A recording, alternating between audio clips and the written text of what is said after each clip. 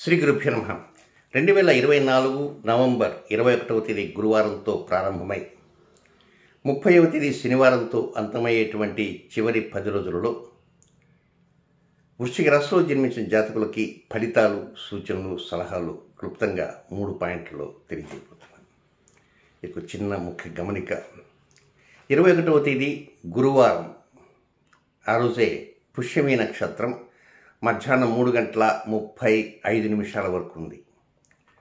ఒక్కోసారి పుష్యమి నక్షత్రం గురువారం పూర్తి సమయం ఉండొచ్చు, లేక సాయంకాలం వరకు ఉండొచ్చు, లేదా కొద్ది కాలం ఉంటే ఆ కొద్ది సమయంలోనే ముఖ్య కార్యక్రమాలకు శ్రీకారం చుడుతుంటాం. ఈసారి ప్రాతకాలము, సంగవ కాలము, మధ్యాహ్నము, అపరాహ్నంతో కూడినటువంటి సమయం మధ్యాహ్నం 3:35 వరకు ఉంది.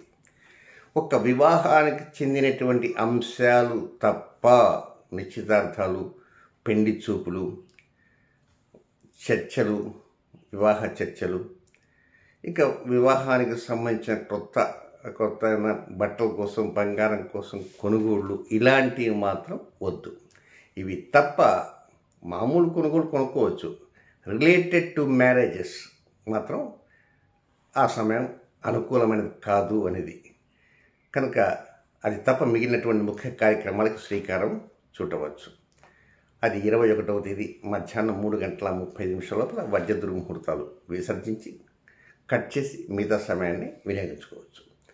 అలాగే నవంబర్ 28వ తేదీ స్వాతి నక్షత్రం ఉన్నటువంటి మరొక యోగం ఉంది. ఆ యోగం గురించి చెప్పాలంటే అది కనీసం 10 నిమిషాలు పడుతుంది.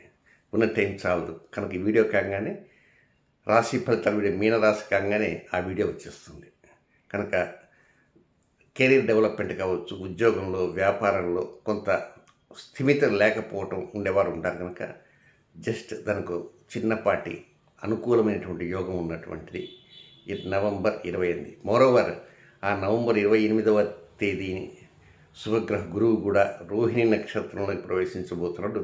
మధ్యాహ్నం 12:35 వెళ్ళి నెక్స్ట్ ఇయర్ అంటే 2026వ సంవత్సరం ఫిబ్రవరి నెల 4వ తేదీ మధ్యాహ్నం 12:45 దాకా రోహిణి నక్షత్రం ఉంటుంటాడు.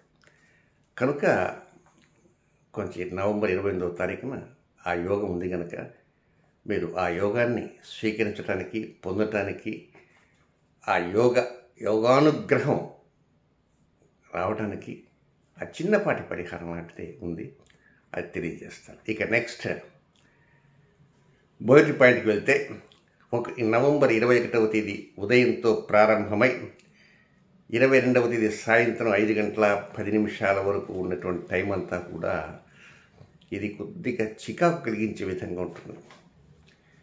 పెద్దవాళ్ళు, తండ్రి కావచ్చు, పెదనాన్న కావచ్చు, చిన్నాన్న కావచ్చు, మేనత్తలు, కనుక వీళ్ళు తండ్రి వైపు వర్గీయులు, వాళ్ళతో విభేదాలు తెచ్చుకోకుండా ఏదో అలా కొనసాగటానికి మాత్రమే ప్రయత్నం చేయండి. అంతే తప్ప వైరం పెట్టుకుందామనేటువంటి ఆలోచనతో మాత్రం ఉండవద్దు. ఇన్ కేస్ వారు వైరం పెట్టుకోవాలనే ఆలోచనతో ఉన్నప్పటికీ కూడా మీరు వీలైనంత వరకు సరదాగా మాట్లాడడానికి ప్రయత్నించండి. మీకు పీకల దాకా కోపం వస్తున్నప్పటికీ దాన్ని నియంత్రించుకొని కంట్రోల్ చేసుకుంటూ మాట్లాడాలి. వ్యంగ్యంగా మాట్లాడవద్దు. ఒక్కోసారి తండ్రి గారి ఆస్తుల మీద మీకు సహజంగానే ఉంటుంది, మక్కువ ఉంటుంది. ఆయన మీతో పాటు ఇంకెవరికి కూడా రాయాలని కోరిక ఆయన ఉండొచ్చు. సో ఇలాంటి పరిస్థితుల్లో ఉన్న ఫలంగా మీరు వారితో పేచీలు పెట్టుకునే విధంగా ఉంటే అది కొంచెం మొదటికే మోసం వచ్చే విధంగా ఉంటుంది. కనుక మీ పాటికి మీ కార్యక్రమాలు మీరు చేసుకుంటూ, మీ యొక్క పూజలు, పురస్కారాలు అవి చేసుకుంటూ మామూలు వాళ్ళ జస్ట్ 21వ తేదీ 22 రోజులు. ఆ 2 రోజులు సంబడానికి అనవసరంగా పాకాన పెట్టాలని మాత్రం అనుకోవద్దు. కాలం గడిచిపోతూ ఉంటుంది అంతే. ఆ కాలంలో మధ్యలో ఇలాంటి కంకర్ రోడ్లు ఇలాంటివి వస్తుంటాయి. కనుక కొంచెం జాగ్రత్తగా ముళ్ళు ఉంటాయి. ఆ ముళ్ళు తొక్కకుండా కొంచెం పక్కకి నడిచిపోతుంటే గడిచిపోతుంది అంతే. అంతమించి ఇంకేమీ లేదు.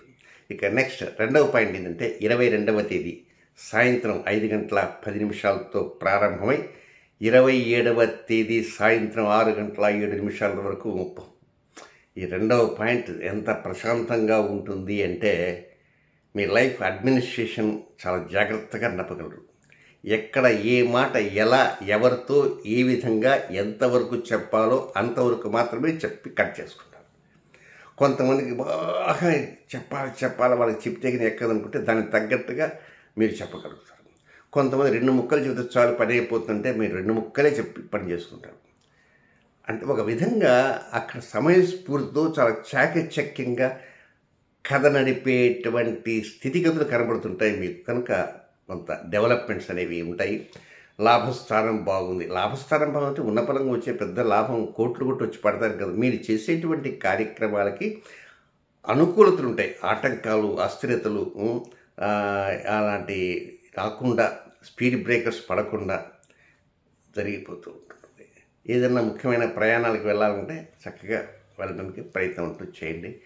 హ్యాపీగానే ముందు జరిగిపోతుంది. ఉద్యోగంలో కావచ్చు, వృత్తిలో కావచ్చు, వ్యాపారంలో కావచ్చు, లేదా మీ స్వయం ఉపాధి రంగాల్లో కావచ్చు, అలాంటి ఏమున్నప్పటికీ కూడా అలాంటి వాటి అన్నింటిలో కూడా మెరుగైనటువంటి పరిస్థితులు కలగడానికి అవకాశాలు వస్తుండటానికి ఈ గ్రహచార స్థితిగతులు అనుకూలిస్తుంటాయి. నెక్స్ట్ 3వ పాయింట్. మొదటి పాయింట్ ఎంత, 3వ పాయింట్ అలాగే ఉంటుంది. 3వ పాయింట్ 27వ తేదీ సాయంత్రం 6:02 ప్రారంభమై 30 అర్ధరాత్రి వరకు ఉంటుంది. బట్ ఇది మాత్రం 80-20గా ఉంటుంది. అంటే కొద్ది రిలాక్సేషన్ ఉంది. ఆ 20% మాత్రమే. 80 ఏమిటి అంటే డబ్బులు కొంచెం కష్టంగా ఉన్నట్టుగా అనిపిస్తుంది. 28, 29 ఈ 2 రోజుల్లో డబ్బులు కటకటగా ఉంటుంది. షేర్ మార్కెట్ జోలికి ఎట్టి పరిస్థితుల్లో వెళ్ళకూడదు. జూద సంబంధ క్రీడలకు చాలా దూరంగా ఉండాలి. ఒక్కోసారి ఈ 2 రోజుల్లో కూడా మిమ్మల్ని ఎవరన్నా విసిగించారనుకో వెంటనే వాళ్ళని తిట్టడానికి ప్రయత్నం చేస్తారు, కోప్పడతారు, దూషిస్తారు. ఒకవేళ మీరు కామ్గా ఉన్నారన్న అవతల వాడు గమ్మునుంటాడు. వాడు ఎవడో ఒకటి గిల్లుతాడు. గిల్లిన తర్వాత కాసేపు ఓపిక పడతారు. ఆ తర్వాత తిట్ల దండకు ఎత్తుకుంటారు. కనుక ఇప్పుడు నేను ఎందుకు చెప్తానంటే మీరు ఓపికగానే ఉండండి.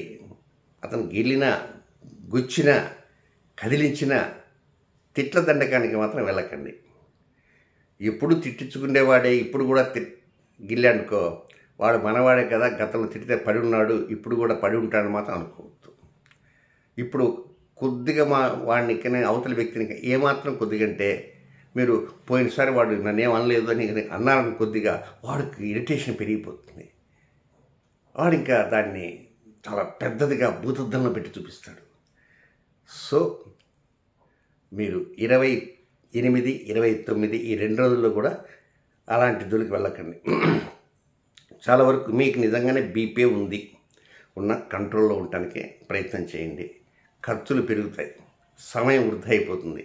ఎక్కడికైనా వెళ్ళారనుకోండి, ఆ వెళ్ళిన పని కాకపోగా సమయం కూడా వృధా అయిపోతుంది. అబ్బా ఈ సమయాన్ని కనుక నేను మరొక కార్యక్రమానికి వెచ్చించుంటే బాగుండేది అనుకుంటారు.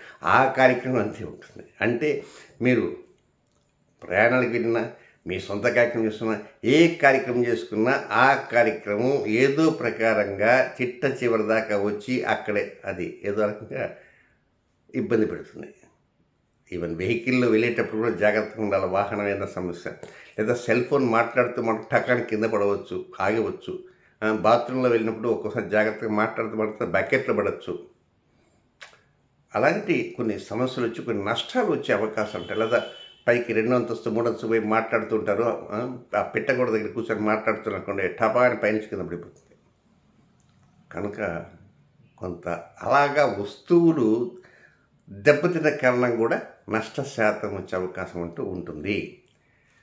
బట్ 30వ తేదీ 20% అన్నా కదా, ఆ 20% ఏదంటే అమ్మాయ ఏమిటో తెలియని ఒక ఆనందం. పోయిపోయిందిలే, కొత్తది కొనుక్కుందాంలే అని కొత్తది కొనుక్కోవడానికి అది పోయిందేమోనే అని 1వ తేదీ అనుకుంటారు. అంతా మన మంచికే అని. ముందు రోజు అనుకోరు.